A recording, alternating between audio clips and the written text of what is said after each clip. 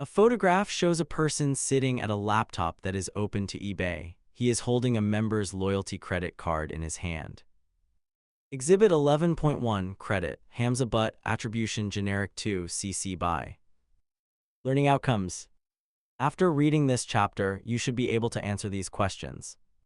What is the marketing concept and relationship building? How do managers create a marketing strategy? What is the marketing mix? How do consumers and organizations make buying decisions? What are the 5 basic forms of consumer and business market segmentation? What is a product and how is it classified? How do organizations create new products? What are the stages of the product life cycle? What strategies are used for pricing products and what are the future trends? What trends are occurring in products and pricing? Exploring business careers. Rachel, Mark Cuban's Shark Tank empire. Rachel is the product innovation and development specialist for Mark Cuban's investments in the ABC show Shark Tank. 2 years ago, after watching an episode, emailed Mark Cuban and attached a resume that highlighted her mechanical engineering and product development expertise. Her approach appealed to Cuban, and she was contacted the next day by head of Cuban's business development team. After a Skype interview in which was impressed with skill set of both creativity and attention to process, she was hired to fill that role and work with several startups that Cuban acquired an investment in through the show. Now coaches and collaborates with over 60 companies that reside in Cuban's business portfolio. Rather than start out with detailed plans and building sophisticated prototypes, favors using things like a whiteboard, post-it notes, colored pens, and highlighters to sketch out the ideas. Such an approach uses the best practices from brainstorming that allow fatal flaws to steer the direction of product development before spending lots of resources, both human and financial, on a single idea for too long. This approach also allows the product development team to incorporate the user experience, which is sometimes overlooked when the focus is squarely on the product. One of the companies that works with created Cricket Bars. Cricket Bars was the first company to use insect-based flour in the manufacture of high-energy protein bars. After the deal on Shark Tank, company founder Pat and decided to take the flying insect logo off the product design and renamed the bars with names such as Aztec, Matcha, and instead of the Cricket Bar name. Another Cuban investment was the Austin, Texas-based Beatbox Beverages. To better understand how typical consumers would relate to box-flavored cocktails, attended several fraternity parties at Southern Methodist University and off-campus bars. She asked questions that addressed how a variety of consumers decide on what to drink on different occasions and in different settings. Since securing a $1 million investment from Cuban and working with Rachel, online and distribution sales through stores has skyrocketed according to Justin, Beatbox Beverages, CEO. Sources: Hall, Why Rachel is the Innovator for Mark Cuban's Shark Tank Startups. Dallas News //.com accessed October 1, 2017.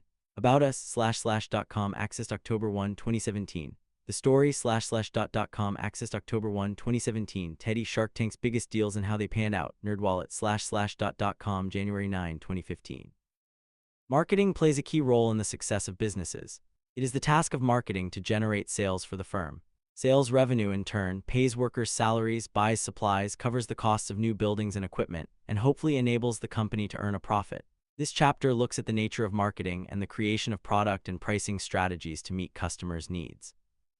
In this chapter, you will learn about the marketing concept, marketing strategies, and consumer and business buying decisions. You will also see how the marketing mix is used to create sales opportunities. We discuss how new products are created and how they go through periods of sales growth and then decline. Next, you will discover how managers set prices to reach organizational goals. What is the marketing concept and relationship building?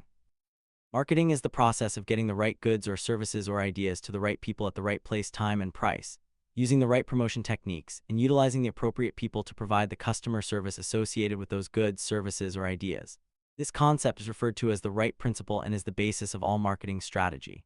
We can say that marketing is finding out the needs and wants of potential buyers, whether organizations or consumers, and then providing goods and services that meet or exceed the expectations of those buyers. Marketing is about creating exchanges. An exchange takes place when two parties give something of value to each other to satisfy their respective needs or wants. In a typical exchange, a consumer trades money for a good or service. In some exchanges, things are exchanged, such as when a person who volunteers for the company charity receives a t-shirt in exchange for time spent.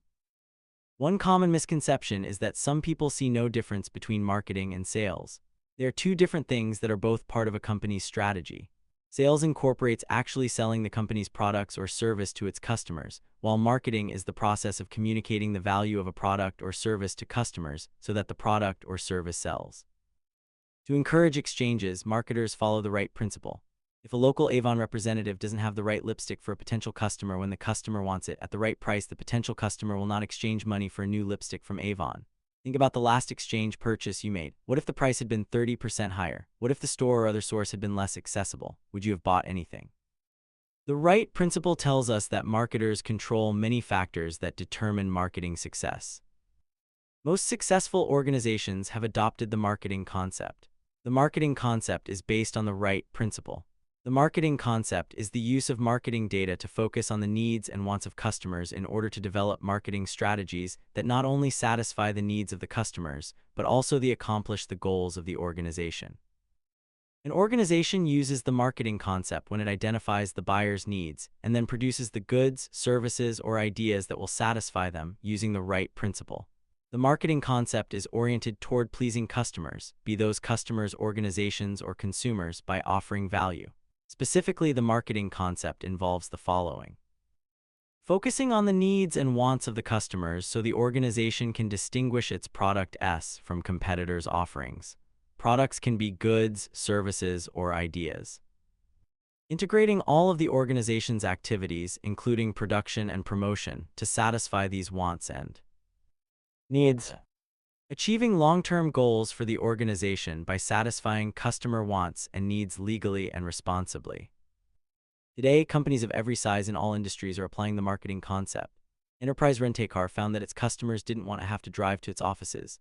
Therefore, Enterprise began delivering vehicles to customers' homes or places of work. Disney found that some of its patrons really disliked waiting in lines. In response, Disney began offering FastPass at a premium price, which allows patrons to avoid standing in long lines waiting for attractions. One important key to understanding the marketing concept is to know that using the marketing concept means the product is created after market research is used to identify the needs and wants of the customers. Products are not just created by production departments, and then marketing departments are expected to identify ways to sell them based on the research. An organization that truly utilizes the marketing concept uses the data about potential customers from the very inception of the product to create the best good, service, or idea possible, as well as other marketing strategies to support it. Customer value. Customer value is the ratio of benefits for the customer, organization, or consumer to the sacrifice necessary to obtain those benefits. The customer determines the value of both the benefits and the sacrifices. Creating customer value is a core business strategy of many successful firms. Customer value is rooted in the belief that price is not the only thing that matters. A business that focuses on the cost of production and price to the customer will be managed as though it were providing a commodity differentiated only by price. In contrast, businesses that provide customer value believe that many customers will pay a premium for superior customer service or accept fewer services for a value price. It is important not to base value on price instead of service or quality, because customers who only value price will buy from the competition as soon as a competitor can offer a lower price. It is much better to use marketing strategies based on customer relationships and service, which are harder for the competition to replicate. Southwest Airlines doesn't offer assigned seats, meals, or in-flight movies. Instead, the budget carrier delivers what it promises: on-time departures. In service value surveys, Southwest routinely beats the full-service airlines such as American Airlines, which actually provide passengers with luxuries such as movies and food on selected long-haul flights. Customer satisfaction. Customer satisfaction is a theme stressed throughout this text. Customer satisfaction is the customer's feeling that a product has met or exceeded expectations. Expectations are often the result of communication, especially promotion.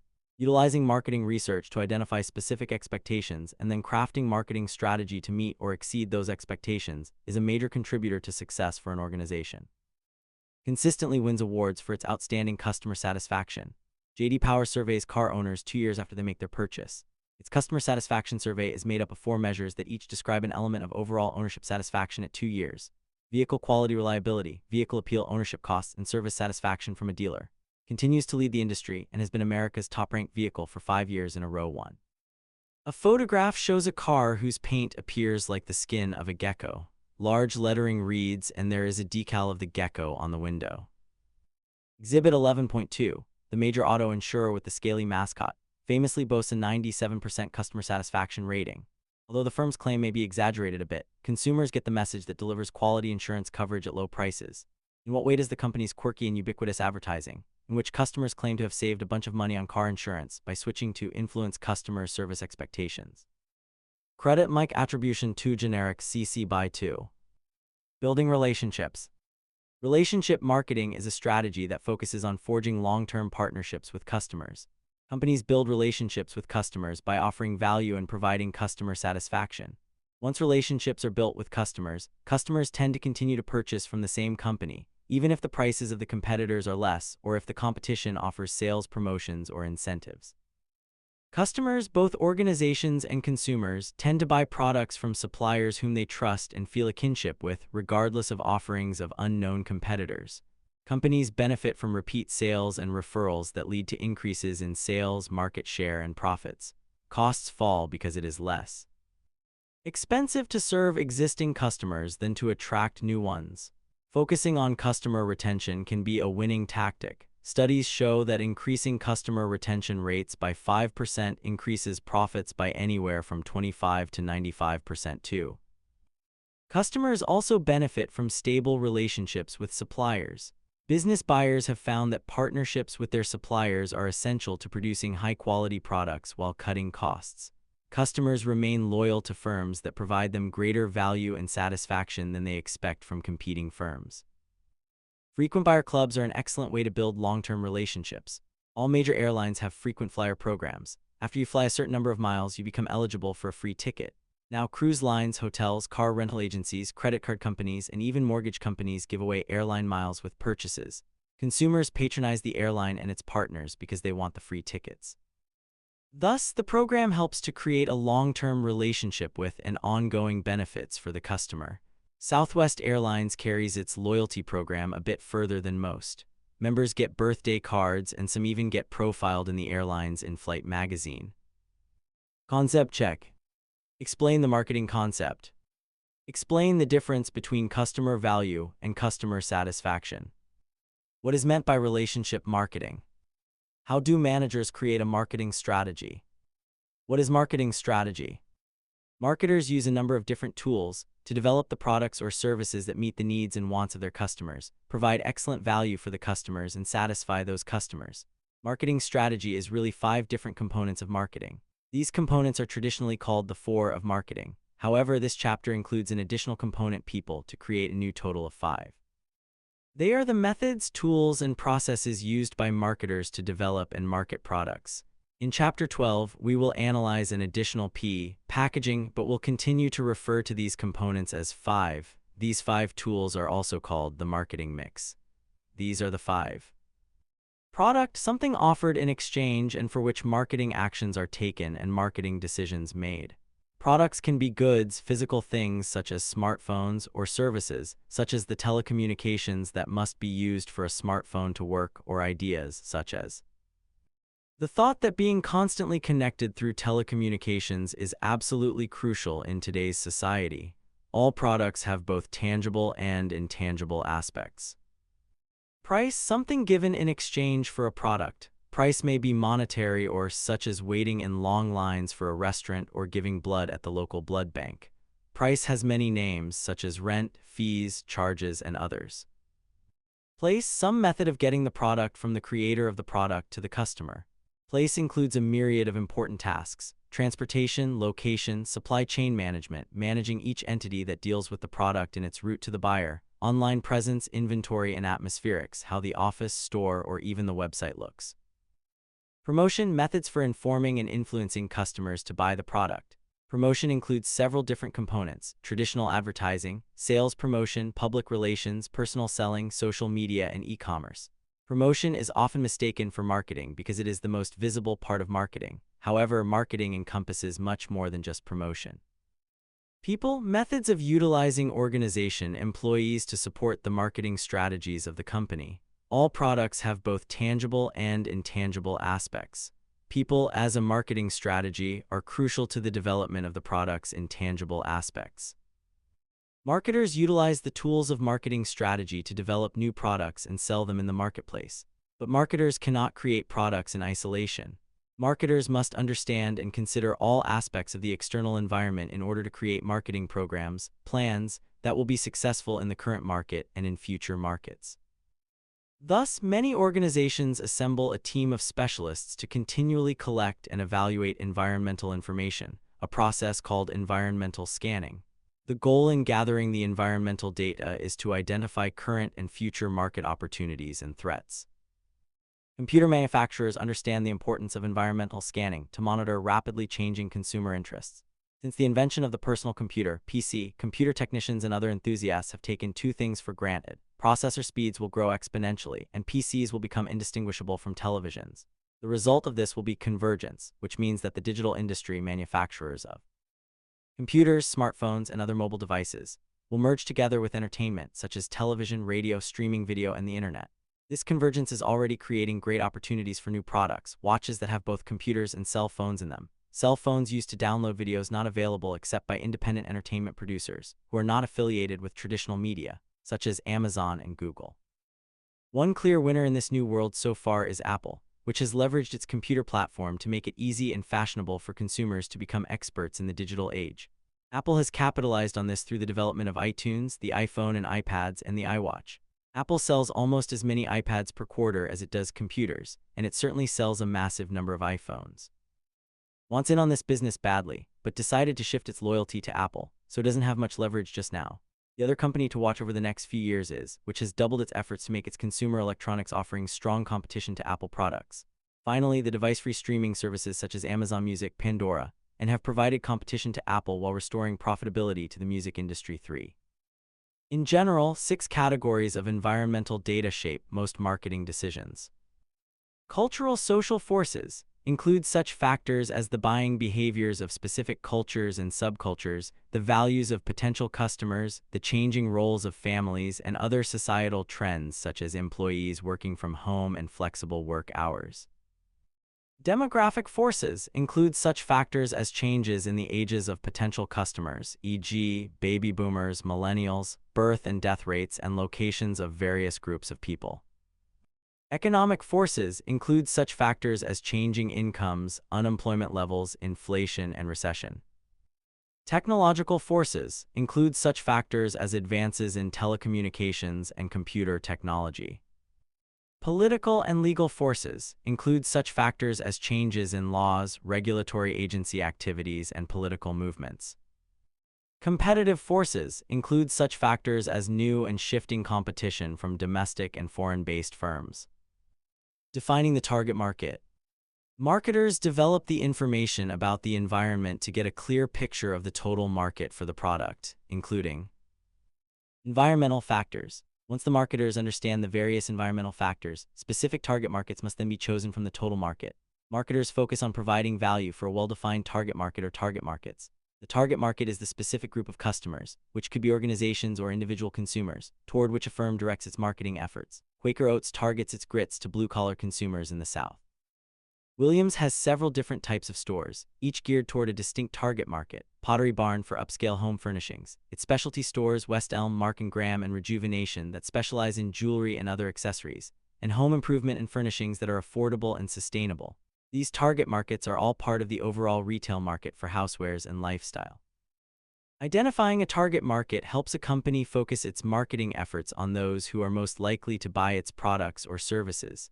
Concentrating on potential customers lets the firm use its resources efficiently. Examples of the target markets for hotel brands, lodging alternatives are shown in Table 11.1.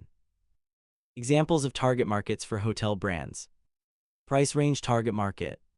Fairfield Inn 105-125, economizing business and leisure travelers. Place Suites 110-140, moderate tier travelers who stay 3 to 4 weeks. Spring Hill Suites 121-65, business and leisure travelers looking for more space and amenities.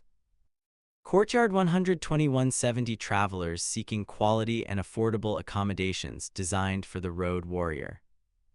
Residents in 126,175 travelers seeking a residential-style hotel. Hotels, resorts, and suites 135,410 grounded achievers who desire consistent quality. Renaissance Hotels and Resorts 135,415 discerning business and leisure travelers who seek creative attention to detail. Ritz 295,1500 senior executives and entrepreneurs looking for a unique, luxury, personalized experience. Table 11.1. Creating a competitive advantage. A competitive advantage, also called a differential advantage, is a set of unique features of a company and its products that are perceived by the target market as significant and superior to those of the competition. Competitive advantage is the factor that causes customers to patronize a specific firm and not the competition.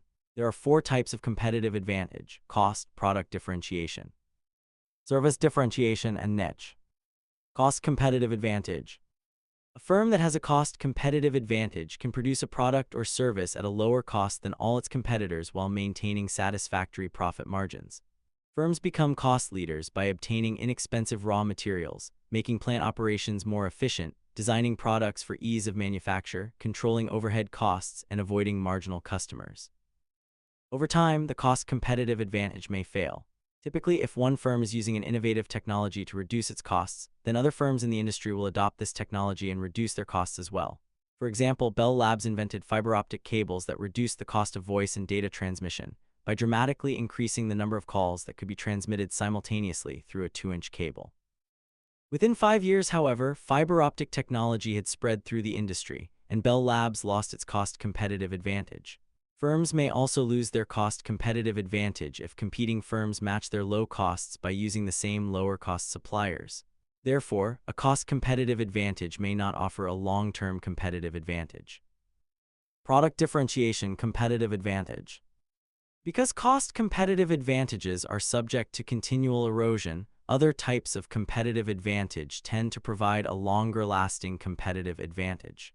The durability of a differential competitive advantage can be more successful for the long-term viability of the company. Common differential advantages are brand names Tide Detergent, a strong dealer network Caterpillar for construction equipment, product reliability vehicles, image in retailing and service Federal Express, brand names such as BMW and stand for quality the world over. Through continual product and marketing innovations and attention to quality and value, marketers at these organizations have created enduring competitive advantages. Service differentiation competitive advantage. In today's world of instant connection and social media, services are crucial for both tangible and products. Almost every day, the media report the consequences of poor service that went viral on social media because the service interaction was videotaped and uploaded to the internet. Customers now demand a higher level of service for all kinds of products, and if the service level does not meet customer expectations, it is likely that the customer will post negative comments on a review site or upload the interaction to various social media platforms. Some small companies have had to close their doors on the basis of one poor service interaction that went viral. Service levels that delight customers are even more important for intangible products such as engineering and accounting. More than 80% of the US GDP is based on services. The ability to create the service product, continually refine the service process, and interact with customers, co-creators of the service, is crucial. Higher-level services require more planning, better execution, and constant evolution through the relationships with the customers. The use of service differentiation as a competitive advantage can be one of the most enduring and viable types of advantage. Niche competitive advantage. A company with a niche competitive advantage targets and effectively serves a single segment of the market. For small companies with limited resources that potentially face giant competitors, utilizing a niche competitive advantage may be the only viable option. A market segment that has good growth potential but is not crucial to the success of major competitors is a good candidate for a niche strategy. Once a potential segment has been identified, the firm needs to make certain it can defend against challengers through its superior ability to serve buyers in the segment. For example, Regions Bank, Music Row Private Bank follows a niche strategy with its concentration on country music stars and entertainment industry professionals in Nashville. Its office is in the heart of Nashville's music district. Music Row Private Bank has decided to expand its niche strategy to Miami, the epicenter of Latin music, and to Atlanta. The latter is a longtime rhythm and blues capital and now is the center of contemporary urban music. Both new markets have the kinds of music professionals, entertainers, record executives, producers, agents, and others that have made Regions Bank, Music Row Private Bank so successful in Nashville. Concept check. What is environmental scanning? What is a target market, and why should a company have one? Explain the 4 types of competitive advantages and provide examples of each. What is the marketing mix? Once a firm has defined its target market and identified its competitive advantage, it can create the marketing mix, which is based on the 5 discussed earlier. That brings a specific group of consumers a product with superior value. Every target market requires a unique marketing mix to satisfy the needs of the target customers and meet the firm's goals. A strategy must be constructed for each of the 5, and all strategies must be blended with the strategies of the other elements. Thus, the marketing mix is only as good as its weakest part. For example, an excellent product with a poor distribution system could be doomed to failure. An excellent product with an excellent distribution system but an inappropriate price is also doomed to failure. A successful marketing mix requires careful tailoring. For instance, at first glance you might think that McDonald's and Wendy's have roughly the same marketing mix. After all, they are both in the fast food business. But McDonald's targets parents with young children through McDonald's heavily promoted children's Happy Meals and in-store playgrounds. Wendy's is targeted to a more adult crowd. Wendy's has no playgrounds, but it does have flat-screen TVs, digital menu boards, and comfy leather seating by a fireplace in many stores, a more adult atmosphere, and it has expanded its menu to include more items for adult tastes. Product strategy. Marketing strategy typically starts with the product. Marketers can't plan a distribution system or set a price if they don't know exactly what product will be offered to the market. Marketers use the term product to refer to goods, services, or even ideas. Examples of goods would include tires, MP3 players, and clothing. Goods can be divided into business goods, commercial or industrial or consumer goods. Examples of services would be hotels, hair salons, airlines, and engineering and accounting firms. Services can be divided into consumer services, such as lawn care and hairstyling, or professional services, such as engineering, accounting, or consultancy. In addition, marketing is often used to market ideas that benefit companies or industries, such as the idea to go green or to give blood. Businesses often use marketing to improve the long-term viability of their industries, such as the avocado industry or the milk industry, which run advertising spots and post social media messages to encourage consumers to view their industries favorably. Thus, the heart of the marketing mix is the good, service, or idea. Creating a product strategy involves choosing a brand name, packaging, colors, a warranty, accessories, and a service program. Marketers view products in a much larger context than is often thought. They include not only the item itself but also the brand name and the company image. The names Ralph and, for instance, create extra value for everything from cosmetics to bath towels. That is, products with those names sell at higher prices than identical products without the names. Consumers buy things not only for what they do, but also for what they mean. There is a large Match.com advertisement painted on a subway wall. It shows a cartoon city filled with couples. The caption reads, "Make love happen." Exhibit 11.3. With their computerized profile matching capabilities, online dating services are a high-tech way to make a love connection. Today's date-seeking singles want more than automated personals, however. They want advice from experts. At Match.com, popular shrink Dr. Phil guides subscribers toward healthy relationships. At eHarmony.com, Dr. Clark Warren helps the lovelorn find a. How do internet dating services use various elements of the marketing mix to bolster the effectiveness of their product strategies? Credit. Attribution 2.0 Generic CC by 2. Pricing strategy. Pricing strategy is based on demand for the product and the cost of producing that product. However, price can have a major impact on the success of a product if the price is not in balance with the other components of the 5. For some products, especially service products, having a price that is too low may actually hurt sales. In services, a higher price is often equated with higher value. For some types of specialty products, a high price is expected, such as prices for designer clothes or luxury cars. Even costume jewelry is often marked up more than 1,000% over the cost to produce it because of the image factor of a higher price. Special considerations can also influence the price. Sometimes an introductory price is used to get people to try a new product. Some firms enter the market with low prices and keep them low, such as Carnival Cruise Lines and Suzuki Cars. Others enter a market with very high prices and then lower them over time, such as producers of high-definition televisions and personal computers. Place distribution strategy. Place distribution strategy is creating the means, the channel, by which a product flows from the producer to the consumer. Place includes many parts of the marketing endeavor. It includes the physical location and physical attributes of the business, as well as inventory and control systems, transportation, supply chain management, and even presence on the web. One aspect of distribution strategy is deciding how many stores and which specific wholesalers and retailers will handle the product in a geographic area. Cosmetics, for instance, are distributed in many different ways.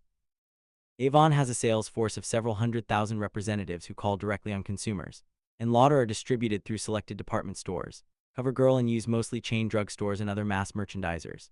Products sell through hair salons, uses several of these distribution channels. For services, place often becomes synonymous with both physical location and attributes of that location such as atmospherics and online presence. Place strategy for services also includes such items as supply chain management.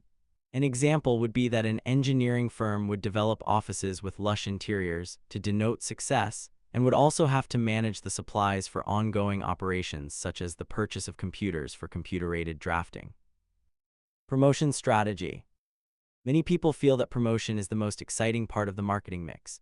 Promotion strategy covers personal selling, traditional advertising, public relations, sales promotion, social media, and e-commerce. These elements are called the promotional mix. Each element is coordinated with the others to create a promotional blend. An advertisement, for instance, helps a buyer get to know the company and paves the way for a sales call. A good promotional strategy can dramatically increase a firm's sales. Public relations plays a special role in promotion. It is used to create a good image of the company and its products. Bad publicity costs nothing to send out, but it can cost a firm a great deal in lost business.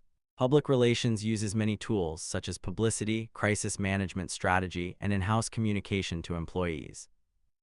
Good publicity, such as a television or magazine story about a firm's new product, may be the result of much time, money, and effort spent by a public relations department. Public relations activities always cost money in salaries and supplies.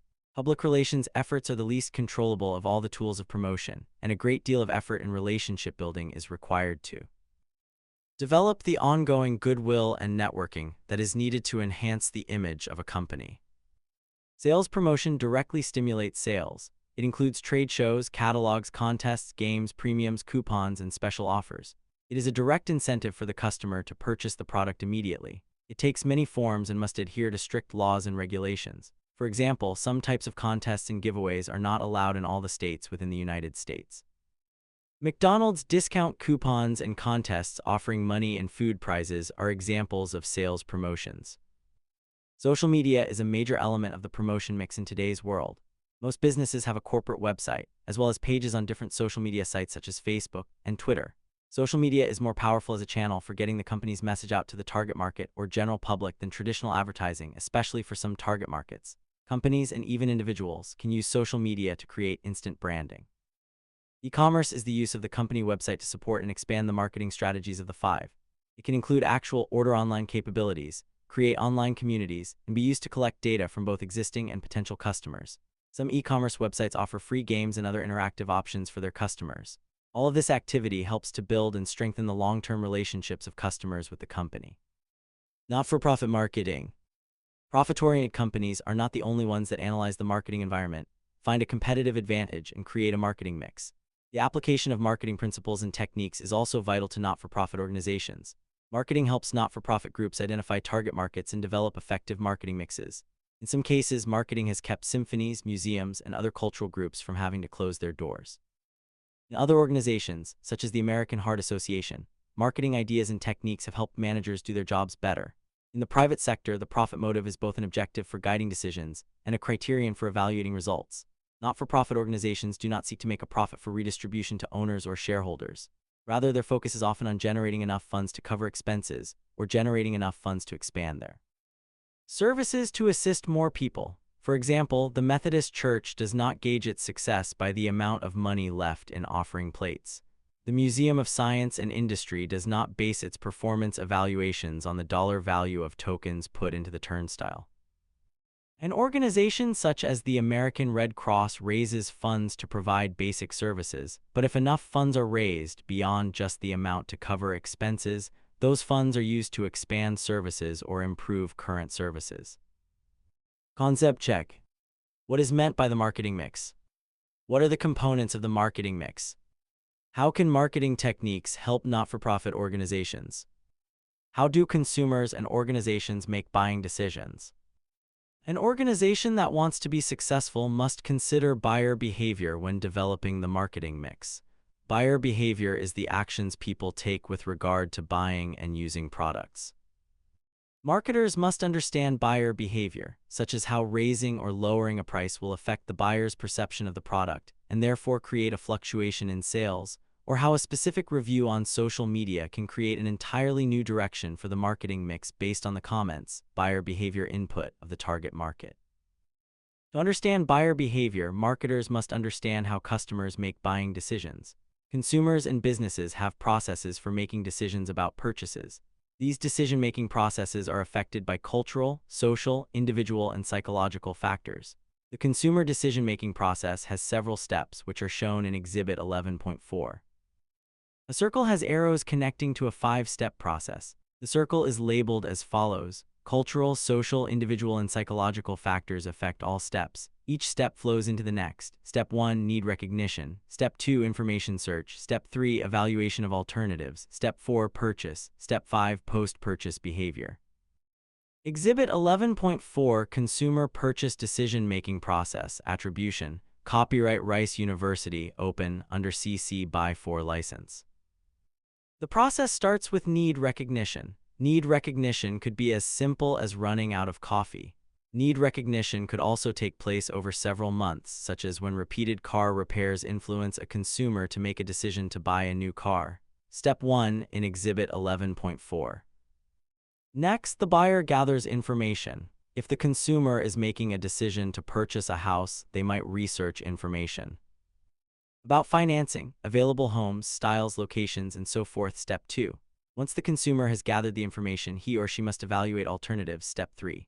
For example, a consumer might eliminate all homes that cost over $150,000 or are more than a 30-minute drive to work. After evaluating the alternatives, the consumer will make a decision based on those alternatives.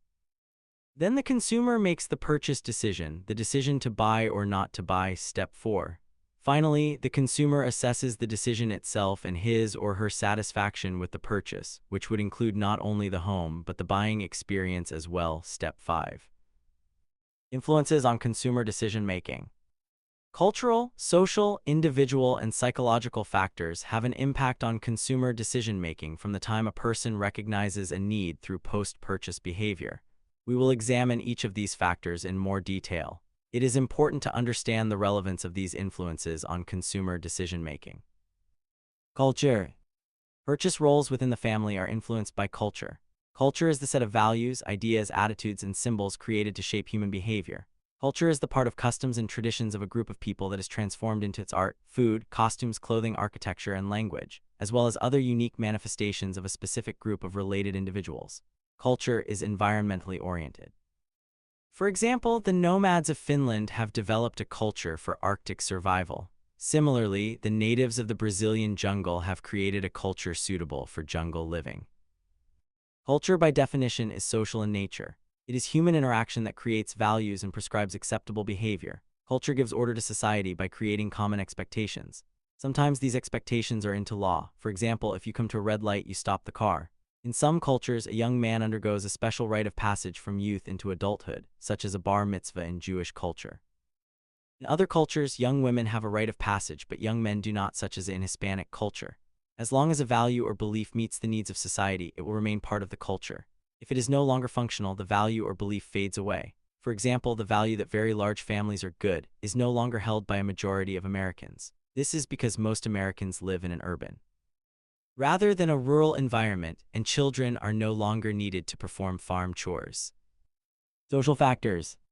Most consumers are likely to seek out the opinions of others to reduce their search and evaluation effort or uncertainty, especially as the perceived risk of the decision increases. Consumers may also seek out others' opinions for guidance on new products or services, products with image-related attributes, or products where attribute information is lacking or uninformative. Specifically, consumers interact socially with reference groups, opinion leaders, and family members to obtain product information and decision approval. All the formal and informal groups that influence the buying behavior of an individual are considered that person's reference groups. Consumers may use products or brands to identify with or become a member of a group. They learn from observing how members of their reference groups consume, and they use the same criteria to make their own consumer decisions. A reference group might be a fraternity or sorority, a group you work with, or a club to which you belong. Individual influence is. A person's buying decisions are also influenced by personal characteristics unique to each individual, such as gender and personality. Individual characteristics are generally stable over the course of one's life. For instance, most people do not change their gender, and the act of changing personality requires a complete reorientation of one's life. Physiological differences between men and women result in different needs, such as health and beauty products. Just as important are the distinct cultural, social, and economic roles played by men and women and the effects that these have on their decision-making processes. Men and women also shop differently. Studies show that men and women share similar motivations in terms of where to shop. That is, seeking reasonable prices, merchandise quality, and a friendly, low-pressure environment. But they don't necessarily feel the same about shopping in general. Most women enjoy shopping. Their male counterparts claim to dislike the experience and shop only out of necessity. Furthermore, men desire simple shopping experiences, stores with less variety and convenience. When it comes to online shopping, gender differences continue. According to recent research, women tend to shop based on their future needs, while men tend to shop when their need is immediate. In addition, women tend to make impulse buys more frequently than men, who tend to think logically when making purchase decisions. Each consumer has a unique personality. Personality is a broad concept that can be thought of as a way of organizing and grouping how an individual typically reacts to situations. Thus, personality combines psychological makeup and environmental forces. It includes people's underlying dispositions, especially their most dominant characteristics. Although personality is one of the least useful concepts in the study of consumer behavior, some marketers believe that personality influences the types and brands of products purchased. For instance, the type of car, clothes, or jewelry a consumer buys may reflect one or more personality traits. Psychological influence is. An individual's buying decisions are further influenced by psychological factors, such as perception, beliefs, and attitudes. These factors are what consumers use to interact with their world. They are the tools consumers use to recognize their feelings, gather and analyze information, formulate thoughts and opinions, and take action. Unlike the other three influences on consumer behavior, psychological influences can be affected by a person's environment because they are applied on specific occasions. For example, individuals will perceive different stimuli and process these stimuli in different ways depending on whether the individual is sitting in class concentrating on an instructor's lecture, sitting outside of class talking to friends, or sitting at home watching television. B2B purchase decision making. Business to business B2B, buyer behavior in business markets are different from consumer markets. Business markets include institutions such as hospitals and schools, manufacturers, wholesalers, and retailers, and various branches of government. The key difference between a consumer product and a business product is the intended use. For example, if a consumer purchases a certain brand of computer for use at home, it is considered a consumer good. If a purchasing agent for Netflix buys exactly the same computer for Netflix scriptwriter, it is considered a business good. Why? The reason is that Netflix is a business, so the computer will be used in a business environment. The decision-making process. The purchases that organizations make often involve greater risk than purchases made by individual consumers. For this reason, businesses and other organizations tend to base purchase decisions on more data and make purchase decisions based on rational decision-making, so purchases will optimize value for the organization and minimize risk. For this reason, the business purchase decision-making process differs from the consumer process. The steps are similar: need recognition, setting specifications, information cert, including identification of suppliers, evaluation, including evaluation of supplier, purchase, go or no-go, and post-purchase evaluation. The major difference between the two processes is that businesses decide beforehand what exactly is needed on the purchase, setting specifications, and then seek information regarding products that meet those specifications. In this way, the purchases are more likely to satisfy the needs of the overall organization, thus reducing the risk. Characteristics of the B2B market. The main differences between consumer markets and business markets include the following. Purchase volume. Business customers buy in much larger quantities than consumers. Mars must purchase many truckloads of sugar to make one day's output of M and MS. Home Depot buys thousands of batteries each day for resale to consumers. The federal government must use and purchase millions of pens each day. Number of customers. Business marketers usually have far fewer customers than consumer marketers. As a result, it is much easier to identify prospective buyers and monitor current needs. For example, there are far fewer customers for airplanes or industrial crane companies than there are for consumer goods companies, since there are more than 125 million consumer households in the United States. Location of buyers. Business customers tend to be much more geographically concentrated than consumers. The computer industry is concentrated in Silicon Valley and a few other areas.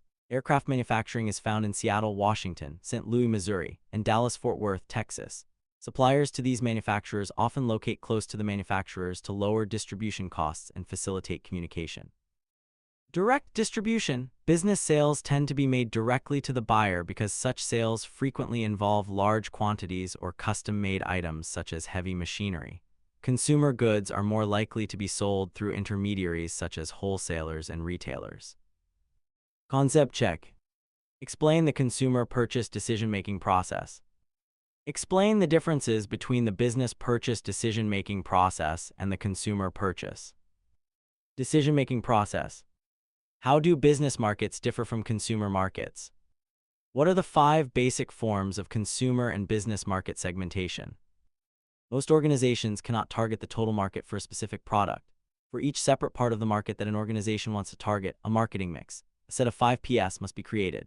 It would be very expensive to try to create a marketing mix for every part of the target market. Instead, companies cut up those targets into specific segments of the market that the organization is more strategically positioned to be successful in targeting. Segmentation also varies based on the target market being a consumer market or a business market. The study of buyer behavior helps marketing managers better understand why people make purchases. To identify the target markets that may be most profitable for the firm, marketers use market segmentation, which is the process of separating, identifying, and evaluating the layers of a market to identify a target market. For instance, a target market might be segmented into 2 groups: families with children and families without children. Families with young children are likely to buy hot cereals and pre-sweetened cereals. Families with no children are more likely to buy health-oriented cereals. Cereal companies plan their marketing mixes with this difference in mind.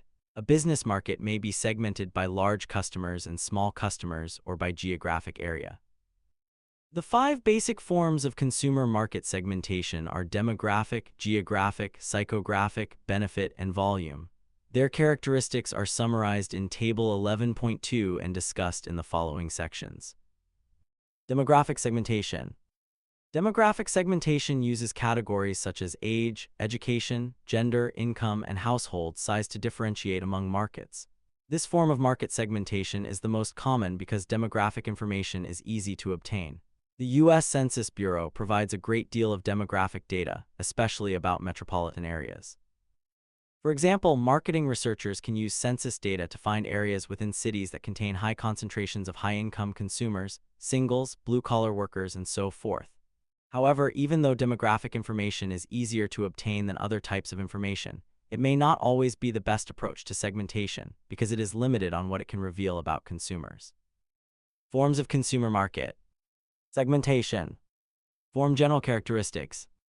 Demographic segmentation: age, education, gender, income, race, social class, household size. Geographic segmentation: regional location, e.g., New England, Mid-Atlantic, Southeast, Great Lakes, Plains States, Northwest, Central, Southwest, Rocky Mountains, Far West. Population density: urban, suburban, rural, city or county size, climate. Psychographic segmentation: lifestyle, personality, interests, values, attitudes. Benefit segmentation: benefits provided by the good or service. Volume segmentation: amount of use, light versus heavy. Table 11.2. Age segmentation for and. Name, derivation, year, introduced, main ingredients, demographic niche, according to Le.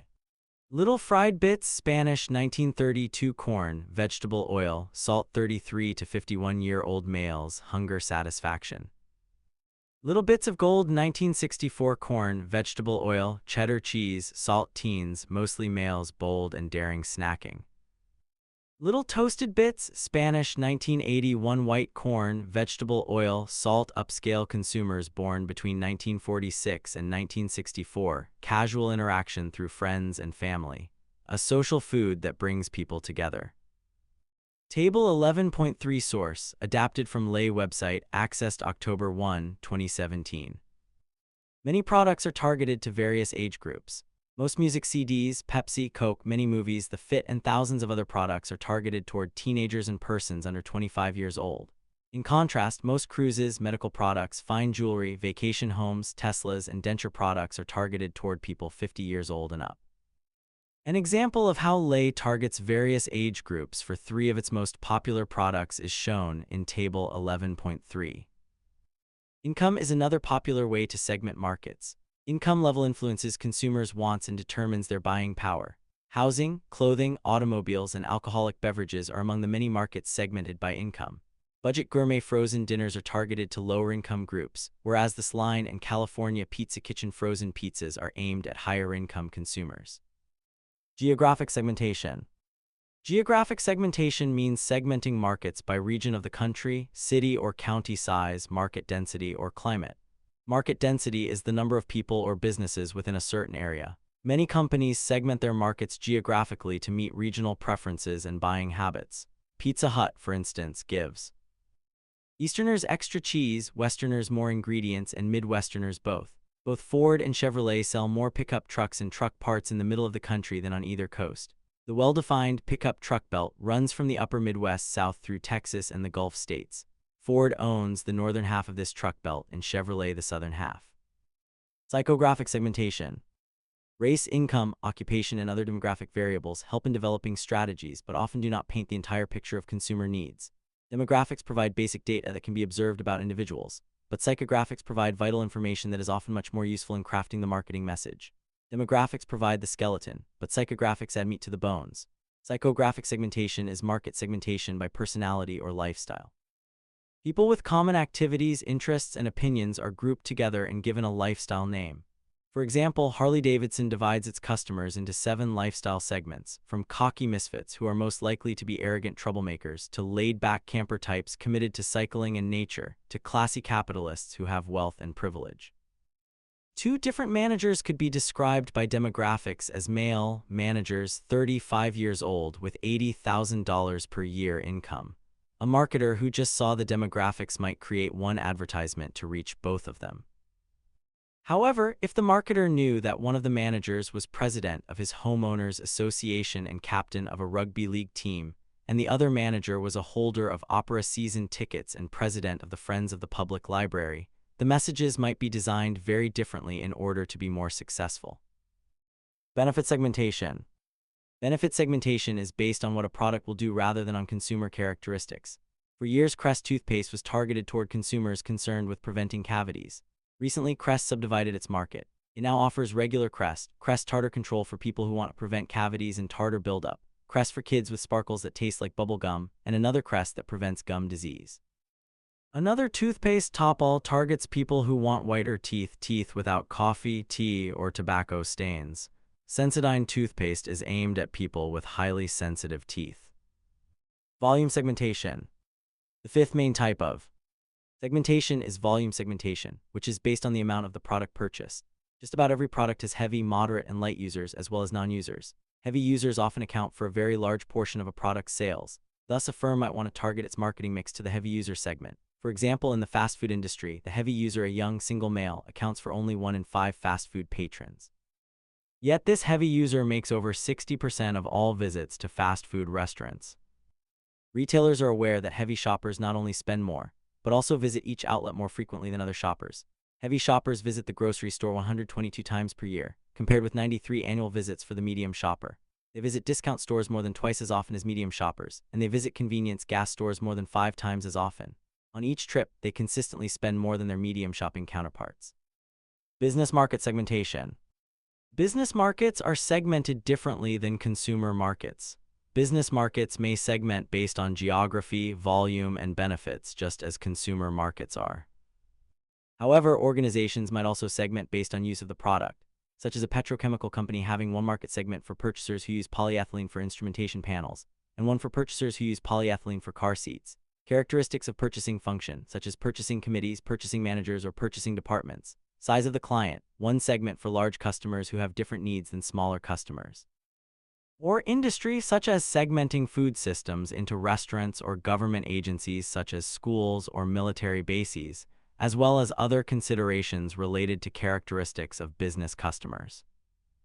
Using marketing research to serve existing customers and find new customers. How do successful companies learn what their customers value? Through marketing research, companies can be sure they are listening to the voice of the customer. Marketing research is the process of planning, collecting, and analyzing data relevant to a marketing decision. The results of this analysis are then communicated to management. The information collected through marketing research includes the preferences of customers, the perceived benefits of products, and consumer lifestyles. Research helps companies make better use of their marketing budgets. Marketing research has a range of uses, from fine-tuning existing products to discovering whole new marketing concepts. For example, everything at the Olive Garden restaurant chain, from the daycare to the wine list, is based on marketing research.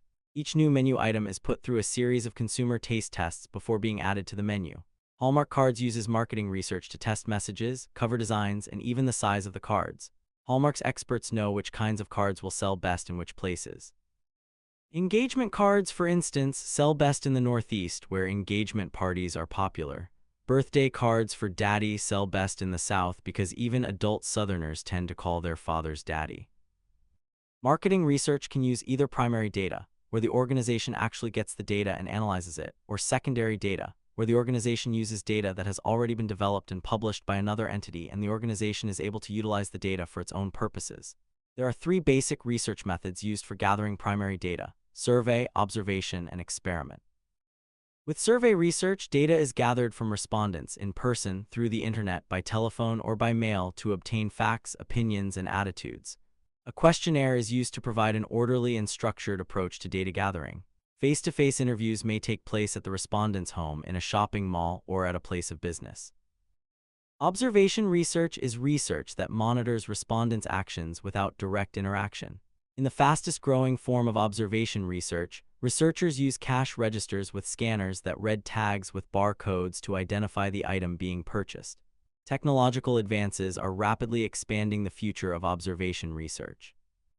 Arbitron Research has developed a portable people meter, PPM, about the size of a cell phone that research participants clip to their belts or any article of clothing.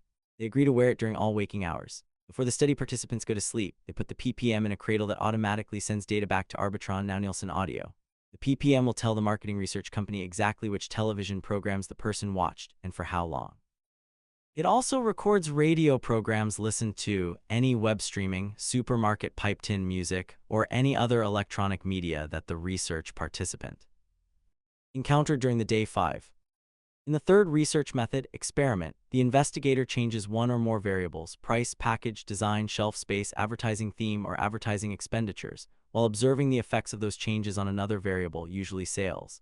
The objective of experiments is to measure causality. For example, an experiment may reveal the impact that a change in package design has on sales. Concept check. Define market segmentation. List and discuss the 5 basic forms of consumer market segmentation. What are some additional forms of business segmentation? How does marketing research help companies make better use of their marketing budgets? What is a product and how is it classified? The goal of marketing research is to create products that are desired by the target market S, chosen as strategic markets in line with the organization's goals. In marketing, a product, a good, service, or idea, along with its perceived attributes and benefits, creates value for the customer. Attributes can be tangible or intangible. Among the tangible attributes are packaging and warranties, as illustrated in Exhibit 11.5. Intangible attributes are symbolic, such as brand image. Intangible attributes can include things like image, as well as the depth of the relationship between a service provider and a customer. People make decisions about which products to buy after considering both tangible and intangible attributes of a product. For example, when a consumer buys a pair of jeans, they consider price, brand, store image, and style before making the purchase. These factors are all part of the marketing mix.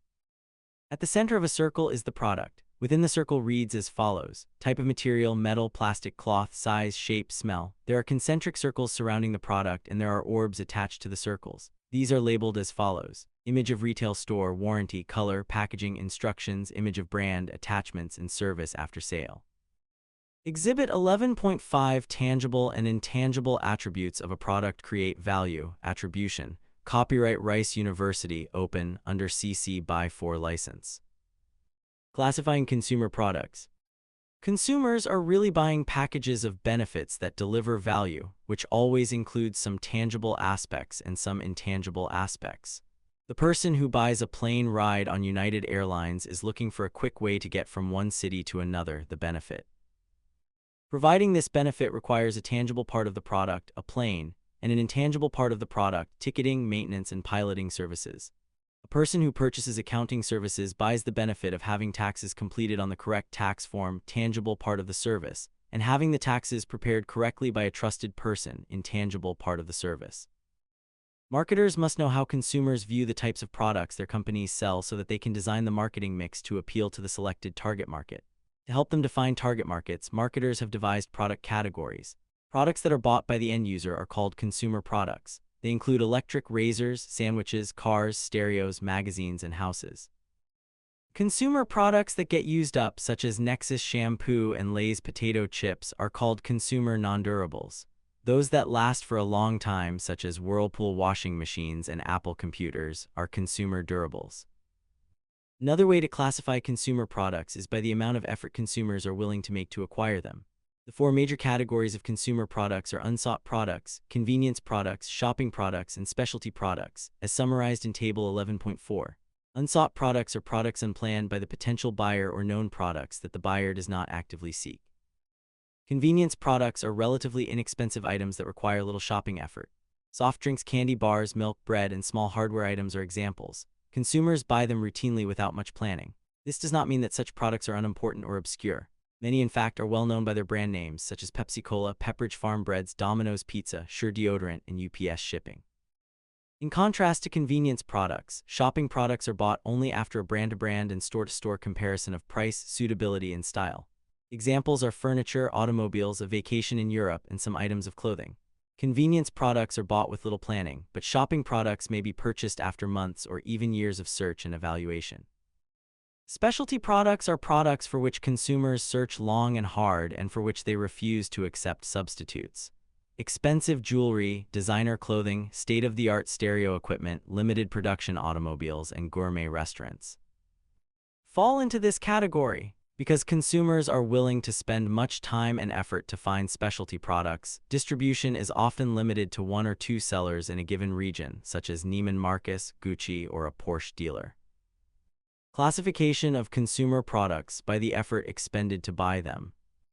Consumer product examples: degree of effort expended by consumer. Unsought products: life insurance, no effort. Burial plot, sum to considerable effort. Timeshare condos, sum to considerable effort. Convenience products: soft drinks, very little or minimum effort.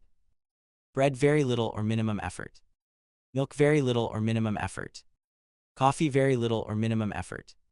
Shopping products: automobiles, considerable effort. Homes, considerable effort. Vacations, considerable effort. Specialty products: expensive jewelry, maximum effort. Gourmet restaurants, maximum effort. Limited production automobiles, maximum effort. Table 11.4. Customer satisfaction and quality. Ferrari targets successful consumers. Kevin Crowder walked onto the famed Monza, Italy racetrack, climbed into a Ferrari F2000 racer, and circled the course with a Grand Prix champion. Mr. Crowder, a Texas businessman who earned millions when he sold a software company he co-founded, isn't himself a professional driver. He's a customer of one of Ferrari's marketing programs, the F1 Client E program, under which Ferrari resurrects old race cars that would otherwise be headed for the scrap heap.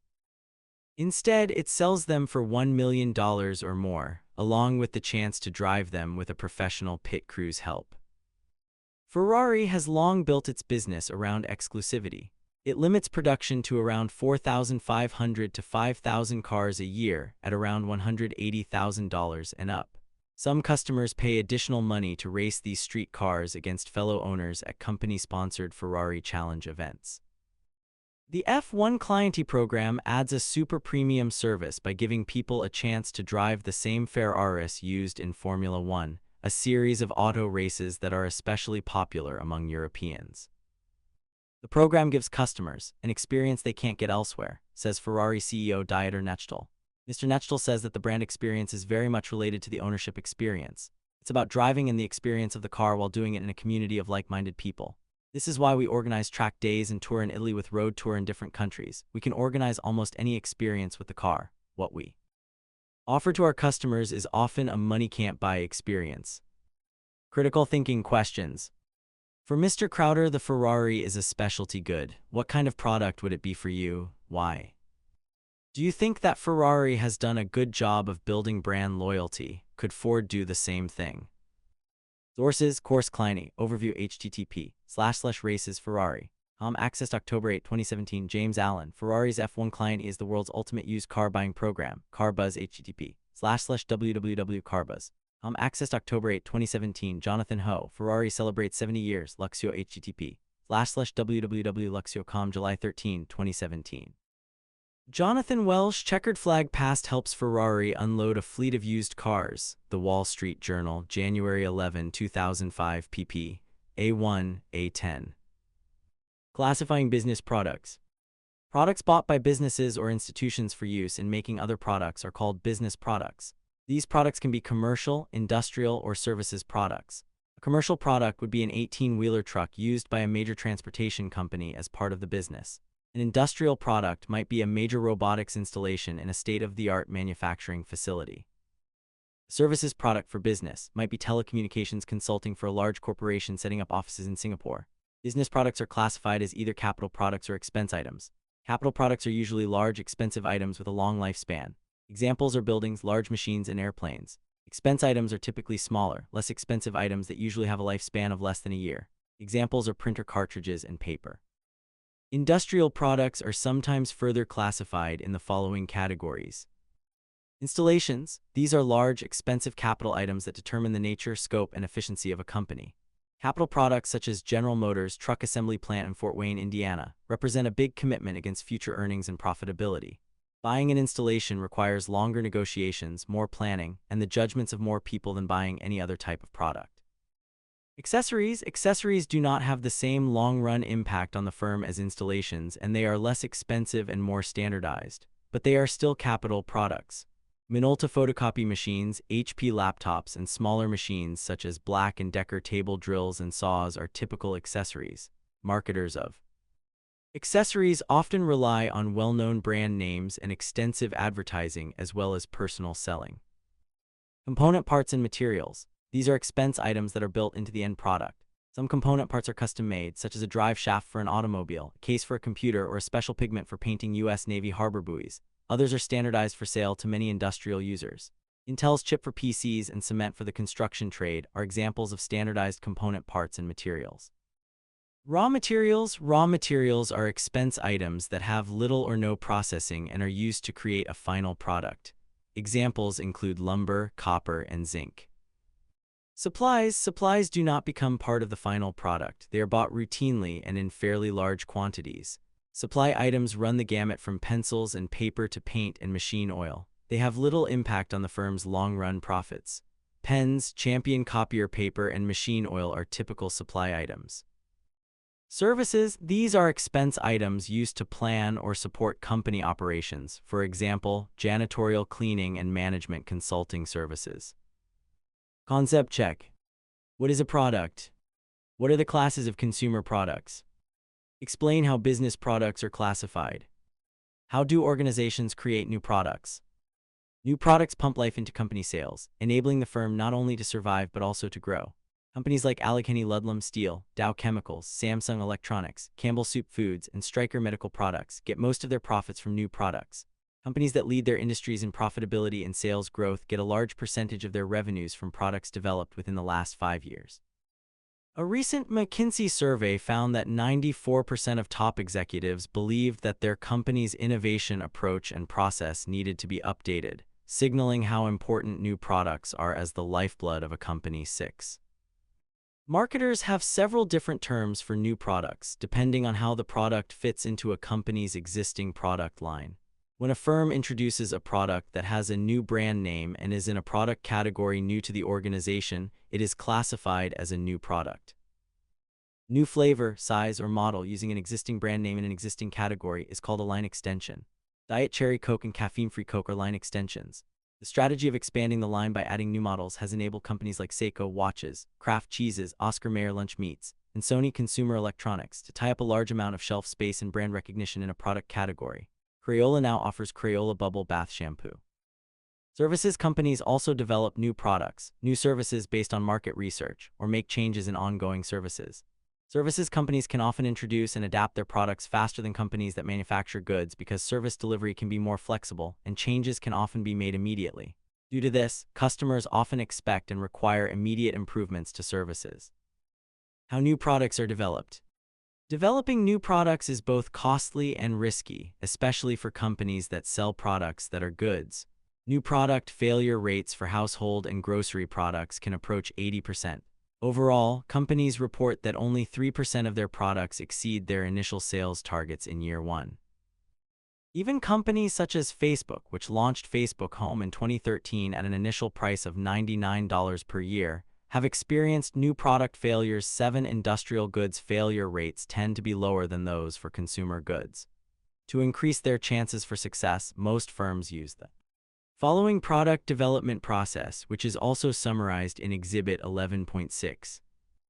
Each step flows into the next. Step 1, set new product goals. Step 2, develop new product ideas. Step 3, screen ideas/concepts. Step 4, develop the concept. Step 5, test market the new product. Step 6, introduce the product to the marketplace.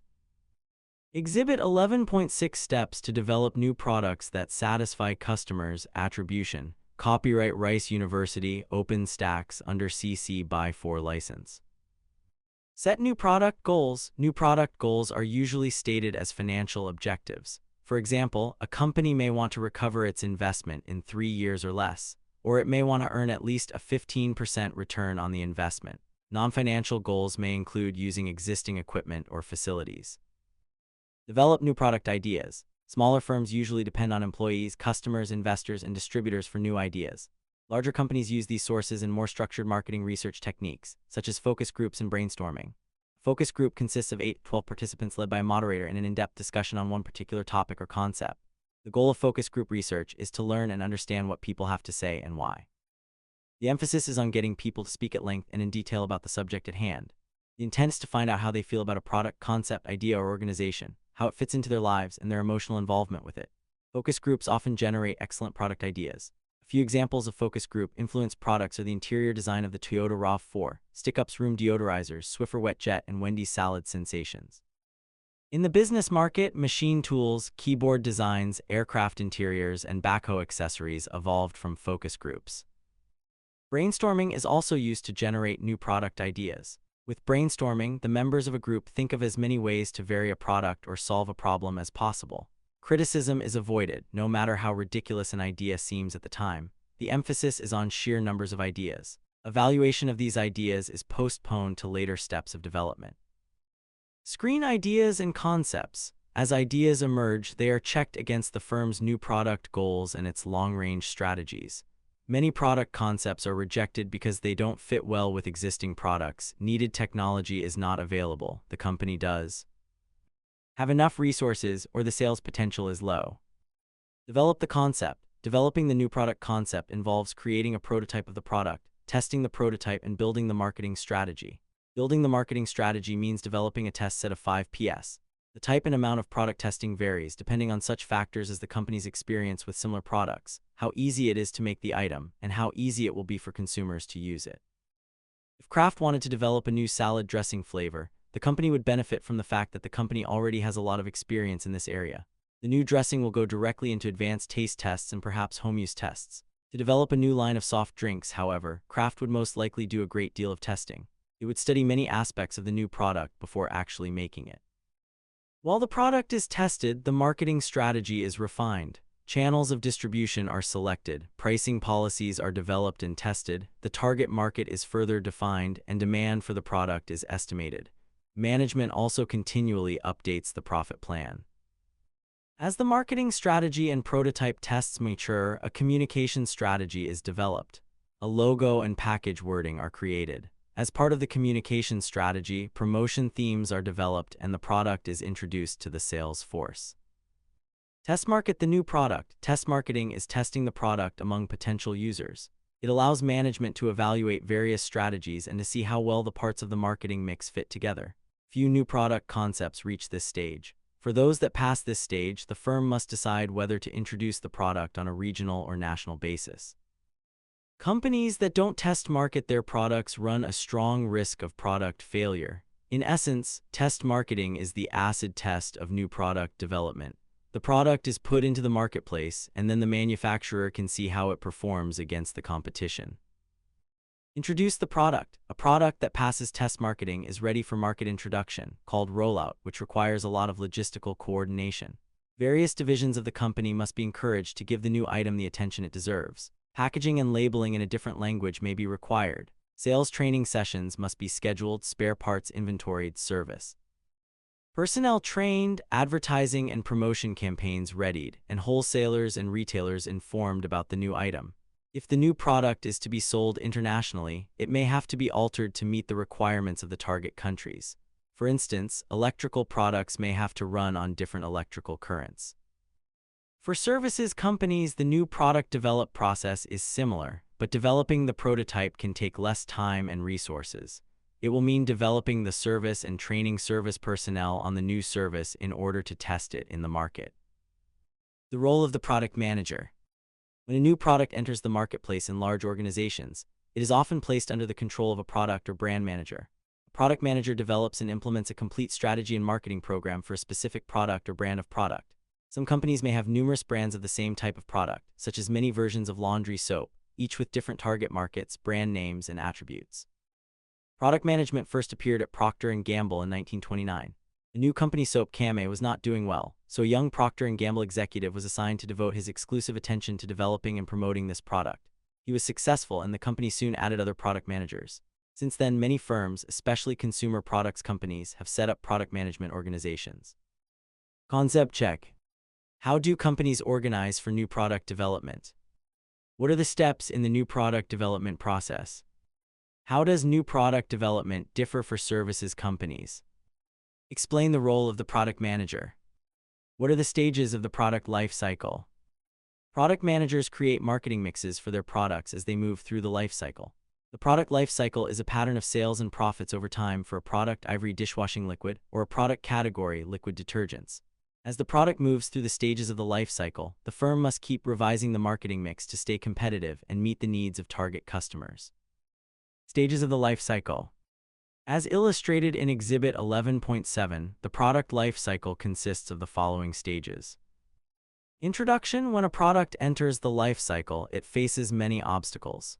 Although competition may be light, the introductory stage usually features frequent product modifications, limited distribution, and heavy promotion. The failure rate is high. Production and marketing costs are also high, and sales volume is low. Hence, profits are usually small or negative.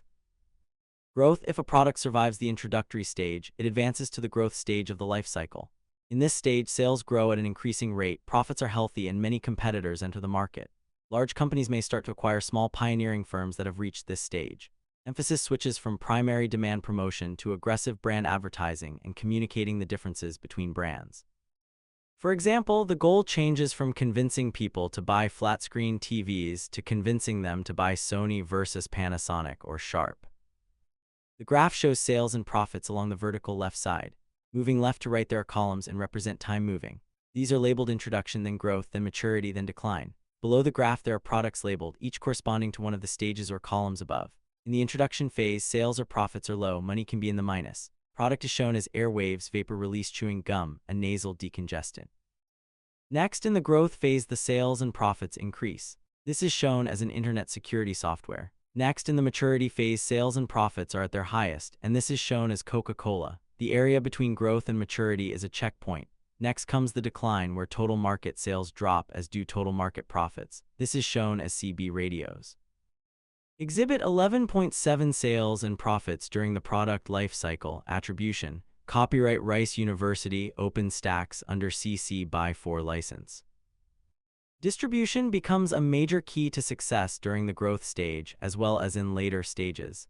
Manufacturers scramble to acquire dealers and distributors and to build long-term relationships. Without adequate distribution, it is impossible to establish a strong market position. Toward the end of the growth phase, prices normally begin falling and profits peak. Price reductions result from increased competition and from cost reductions from producing larger quantities of items, economies of scale. Also, most firms have recovered their development costs by now, and their priority is in increasing or retaining market share and enhancing profits. Maturity: after the growth stage, sales continue to mount, but at a decreasing rate. This is the maturity stage. Most products that have been on the market for a long time are in this stage. Thus, most marketing strategies are designed for mature products. One such strategy is to bring out several variations of a basic product line extension. Kool-Aid, for instance, was originally offered in 6 flavors. Today there are more than 50, as well as sweetened and unsweetened varieties. Decline and death: when sales and profits fall, the product has reached the decline stage. The rate of decline is governed by 2 factors: the rate of change in consumer tastes and the rate at which new products enter the market. Sony VCRs are an example of a product in the decline stage. The demand for VCRs has now been surpassed by the demand for DVDs and online streaming of content. Sometimes companies can improve a product by implementing changes to the product, such as new ingredients or new services. If the changes are accepted by customers, it can lead to a product moving out of the decline stage and back into the introduction stage. A photograph shows a person holding a bottle of vitamin water. The label is written in both English and Japanese lettering. Exhibit 11.8: each year Coca-Cola adds new drinks to its product portfolio. While some of these new beverages are close relatives of the original Coca-Cola classic, others, such as Vitamin Water, constitute entirely new categories of soft drink. What challenges do new products such as Vitamin Water face during the introduction phase of the product life cycle? Credit: Koboku/Flickr/attribution to generic CC by 2. The product life cycle as a management tool. The product life cycle may be used in planning. Marketers who understand the cycle concept are better able to forecast future sales and plan new marketing strategies. Table 11.5 is a brief summary of strategic needs at various stages of the product life cycle. Marketers must be sure that a product has moved from one stage to the next before changing its marketing strategy. A temporary sales decline should not be interpreted as a sign that the product is dying. Pulling back marketing support can become a self-fulfilling prophecy that brings about the early death of a healthy product. Strategies for success at each stage of the product life cycle. Category introduction: growth, maturity, decline. Marketing objectives: encourage trial, establish distribution, get triers to repurchase, attract new users, seek new user or users, reduce marketing expenses, used to keep loyal users. Product: establish competitive advantage, maintain product quality, modify product, maintain product. Distribution: establish distribution network, solidify distribution relationships, provide additional incentives to ensure support, eliminate trade allowances. Promotional: build brand awareness, provide information, reposition product, eliminate most advertising and sales promotions. Pricing: set introductory price, skimming or penetration pricing, maintain prices, reduce prices to meet competition, maintain prices. Table 11.5.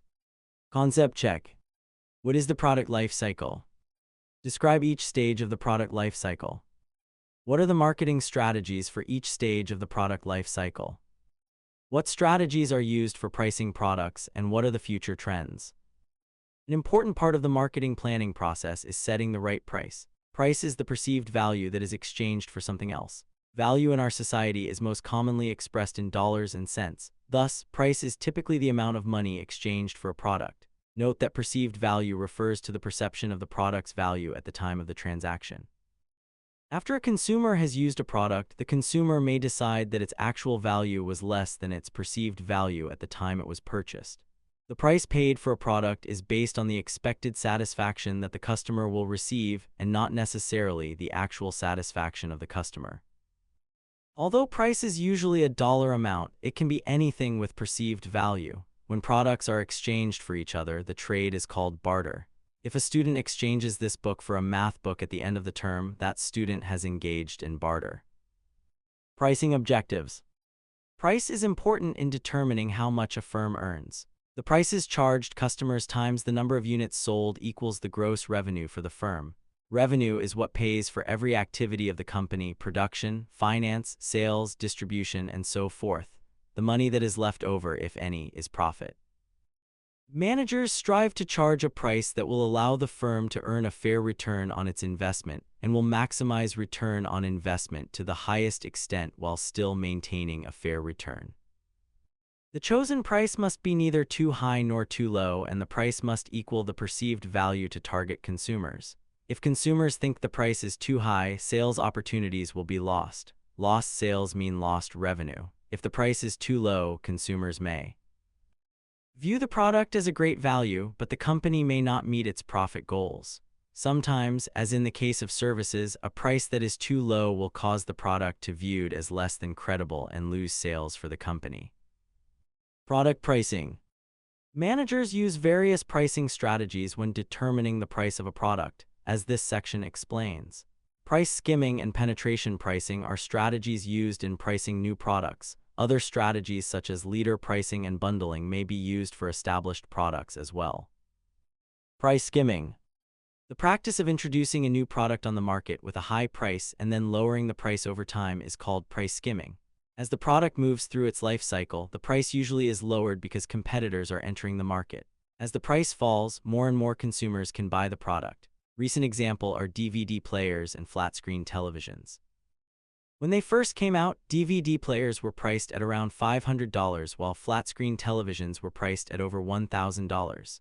Over time, the price of DVD players has sunk to under $100, while 4-inch Insignia brand flat-screen TVs can be purchased for under $220. Price skimming has 4 important advantages. First, a high initial price can be a way to find out what buyers are willing to pay. Second, if consumers find the introductory price too high, it can be lowered. Third, a high introductory price can create an image of quality and prestige.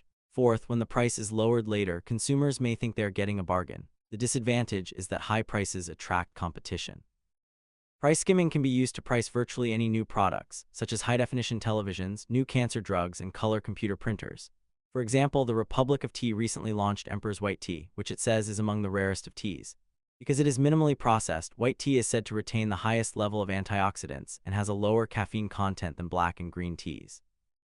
The company says the tea is picked only a few days each year, right before the leaf opens, yielding a small harvest. The product retails for $16 per tin of 50 bags. Products don't have to cost hundreds of dollars to use a skimming strategy. Penetration pricing. A company that doesn't use price skimming will probably use penetration pricing. With this strategy, the company offers new products at low prices in the hope of achieving a large sales volume. Procter & Gamble did this with its Spinbrush toothbrush. Penetration pricing requires more extensive planning than skimming does because the company must gear up for mass production and marketing. When Texas Instruments entered the digital watch market, its facilities in Lubbock, Texas could produce 6 million watches a year, enough to meet the entire world demand for low-priced watches. If the company had been wrong about demand, its losses would have been huge. Penetration pricing has 2 advantages. First, the low initial price may induce consumers to switch brands or companies. Using penetration pricing on its jug wines, Gallo has lured customers away from Taylor, California cellars in Inglenook. Second, penetration pricing may discourage competitors from entering the market. Their costs would tend to be higher, so they would need to sell more at the same price to break even. Leader pricing. Pricing products below the normal markup or even below cost to attract customers to a store where they wouldn't otherwise shop is leader pricing. A product priced below cost is referred to as a loss leader. Retailers hope that this type of pricing will increase their overall sales volume and thus their profit. Items that are leader priced are usually well known and priced low enough to appeal to many customers. They also are items that consumers will buy at a lower price, even if they have to switch brands. Supermarkets often feature coffee and bacon in their leader pricing. Department stores and specialty stores also rely heavily on leader pricing. Pricing of services. Pricing of services tends to be more complex than pricing of products that are goods. Services may be priced as standard services, such as the price a hairstylist might charge for a haircut, or pricing may be based on tailored services designed for a specific buyer, such as the prices charged for the design of a new building by an architect. Ethics in practice. Pricing before, during, and after hurricanes. The late summer of 2017 brought several devastating hurricanes that impacted large areas of Texas, Florida, Puerto Rico, and the Virgin Islands. As often happens during events like these, there were several reports of stores, hotels, and service stations engaging in price gouging. Many states have laws against price gouging during natural disasters, but a Twitter photo of a Best Buy store charging $42 for a case of 24 bottles of water was widely circulated. Usually a case of water can be purchased for about $5 to $8, so the $42 price was thought to be an instance of price gouging. Best Buy quickly addressed the exorbitant price and issued an apology, stating they normally do not sell cases of water, and that an employee wanting to provide a service in advance of the hurricane simply multiplied the price of a single bottle they normally sell by 24 to arrive at the price per case total. Best Buy's response was clearly aimed at deflecting any negative public reaction to the pricing error. Another example of how companies might be accused of price gouging occurs with companies that use dynamic pricing, which uses computer algorithms to analyze demand and automatically raises prices as demand increases. Amazon, the large online retailer, uses dynamic pricing, and consumers saw an increase in the price of things like generators and water in the days prior to Hurricanes Harvey, Irma, and Juan in 2017. There are some economists and business thought leaders who believe that price increases during events like hurricanes is a good thing. Economists from the Chicago School of Economics state that regulating lower prices during natural disasters actually discourages consumers from purchasing essential supplies such as water and gasoline until the disaster occurs because they can anticipate regulated prices. In addition, let's say that a hotel usually rents a room for $50 a night and decides to raise the price during a hurricane to $100. A family might decide to stay in one room rather than rent 2 rooms, thus saving some money while at the same time increasing the supply of hotel rooms for people who need them the most. Critical thinking questions. What risks do companies such as Best Buy and Amazon face when selling a product that they normally don't sell and then are accused of price gouging, or when they using dynamic pricing? Why is the use of dynamic pricing deemed acceptable for selling tickets to sporting events but not during a natural disaster? Do you agree with the arguments in support of higher prices put forth by free market economists? Sources: Andrew Ross Sorkin, Hurricane Price Gouging is Despicable Right. Not to some economists. The New York Times, https://www.nighttimes.com, September 11, 2017. Tom Papamarnis, amid preparations for Hurricane Irma, Amazon draws scrutiny for price increases. Forbes, https://www.forbes.com, September 6, 2017. Dennis Green, Best Buy explains why it charges $42 for a case of water in Texas during the hurricane and a big mistake. Business Insider, http://www.businessinsider.com, August 29, 2017. Matt Zwolinski, The Ethics of Price Gouging, Business Ethics Quarterly, 18-3, 347-378, 2008, http://factpub, SD Johns, edu. Bundling. Bundling means grouping 2 or more related products together and pricing them as a single product. Marriott's special weekend rates often include the room, breakfast, and free Wi-Fi. Department stores may offer a washer and dryer together for a price lower than if the units were bought separately. The idea behind bundling is to reach a segment of the market that the products sold separately would not reach as effectively. Some buyers are more than willing to buy one product but have much less use for the second. Bundling the second product to the first at a slightly reduced price thus creates some sales that otherwise would not be made. For example, Aussie 3-Minute Miracle Shampoo is typically bundled with its conditioner because many people use shampoo more than conditioner, so they don't need a new bottle of conditioner. Uneven pricing. Psychology often plays a big role in how consumers view prices and what prices they will pay. Uneven pricing, or psychological pricing, is the strategy of setting a price at an odd number to connote a bargain and at an even number to imply quality. For years, many retailers have priced their products in odd numbers. For example, $99.95 or $49.95, to make consumers feel that they're paying a lower price for the product. Prestige pricing. The strategy of raising the price of a product so consumers will perceive it as being of higher quality, status, or value is called prestige pricing. This type of pricing is common where high prices indicate high status. In the specialty shops on Rodeo Drive in Beverly Hills, which cater to the super rich of Hollywood, shirts that would sell for $65 elsewhere sell for at least $150. The price were lower, customers would perceive them as being of low quality. Prestige pricing is also very prevalent in services because services providers with reputations for excellent service are more in demand, often with a waiting list. This is due to the fact that services are tied directly to the people who provide them, and those people have only so much time in a week in which to provide services. Once the calendar fills up, the demand goes up, and the prices become prestige prices. Concept check. What is the difference between penetration pricing and price? Skimming. Explain the concept of price bundling. Describe odd-even pricing and prestige pricing. Why is prestige pricing prevalent in services? What trends are occurring in products and pricing? As customer expectations increase and competition becomes fiercer, perceptive managers will find innovative strategies to satisfy demanding consumers and establish unique products in the market. Satisfying customers requires the right prices. The internet has delivered pricing power to both buyers and sellers. Another significant trend is the use of one-to-one marketing to create a customized marketing mix for each consumer. Impact of the internet on pricing. The internet, corporate networks, and wireless setups are linking people, machines, and companies around the globe, and connecting sellers and buyers as never before. This link is enabling buyers to quickly and easily compare products and prices, putting them in a better bargaining position. At the same time, the technology enables sellers to collect detailed data about customers' buying habits, preferences, and even spending limits so that they can tailor their products and prices. Amazon, as well as online businesses from traditional retailers such as Walmart, have drastically changed the retail landscape. Amazon's Prime membership, which offers free shipping and other amenities for an annual fee, has also taken market share from traditional low-cost warehouse clubs such as Costco and Sam's Club 8. Online price comparison engines, known as shopbots, are continuing to add new features. ShopSmarter.com now includes coupons and additional retailer discounts in its price results. In the past, consumers had to click deep into a retailer's site to find out about these additional savings. Vendio e-commerce introduced a toolbar that people can download. If a person is on the web page of a particular product, whether it's an iPhone or a Canon digital camera, the toolbar flashes a blinking alert when it finds a lower price for that same item somewhere else. The person can then open a window on the side of the site to learn details of the cheaper price, or simply ignore the alert. BuySafe introduced a website that lets consumers search among about 1.5 million products that are backed by anti-fraud guarantees. If a buyer purchases one of the items and the seller fails to deliver, the buyer can get reimbursed for the full cost up to $25,000. Merchants on the site include those that sell on eBay and Overstock.com.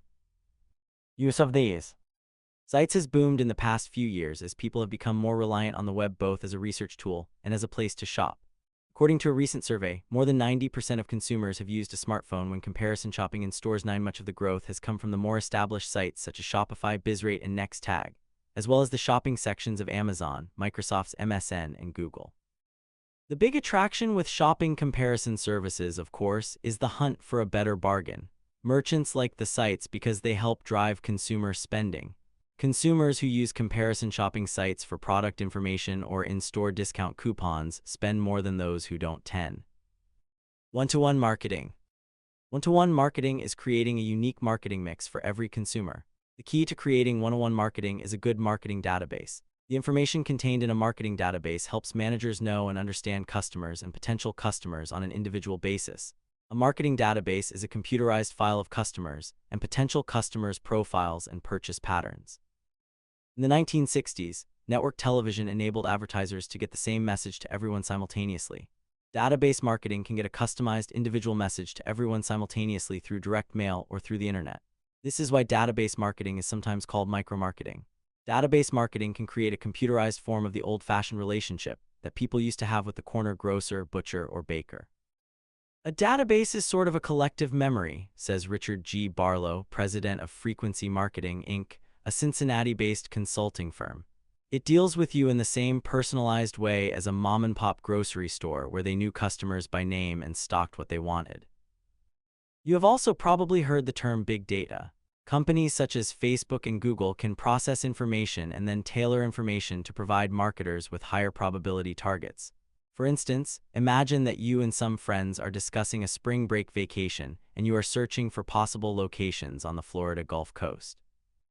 That data, along with the social group considering the vacation, can be sold to companies that provide travel services, airline flights, hotel rentals, and the like. Suddenly, you and your friends see travel offers and alternate destinations on your Facebook page. Likewise, imagine you're looking for a mystery novel to read on a long flight. Let's say that you're also searching for ways to remove a rust stain on a favorite sweater. When you go to your Amazon page, you see several new mystery novels as well as cleaning solutions highlighted on your page. All of this was done through the use of big data and analytics to provide consumer solutions they're looking for as well as products that they don't even know that they want. Exhibit 11.9 contrasts the differences in approaches in traditional advertising versus targeted marketing using big data. Two types of marketing are shown. Targeted marketing is shown as a marketing organization focusing on an individual in a group. Traditional marketing through television, radio, or print publications is shown as a radio tower broadcasting on message to many or a large audience. Exhibit 11.9 Traditional advertising and targeted marketing using big data attribution. Copyright Rice University, OpenStax, under CC BY 4 license. The size of some databases is impressive. Ford Motor Company's is about 50 million names, Kraft General Foods 30 million, Citicorp 30 million, and Kimberly-Clark, maker of Huggies diapers, 10 million new parents. American Express can pull from its database all cardholders who made purchases at Golf Pro shops in the past 6 months, who attended symphony concerts, or who traveled to Europe more than once in the past year, as well as the very few people who did all three. Companies are using their marketing databases to implement one-to-one marketing. For example, Novity's Seeds, Inc., a Minneapolis-based agriculture business, produces individually customized, full-color brochures for 7,000 farmers. Each piece features products selected by Novity's dealers specifically for the farmer based on information collected about the farm operation and the types of crops grown. Instead of the 30-page catalog Novity's traditionally sent, these customers get a one-page brochure with only the 5 or 6 products they need, plus other complementary products dealers feel they should consider. Concept check. How have online price comparison engines helped consumers shop for the best price? Describe one-to-one marketing and the role of marketing databases.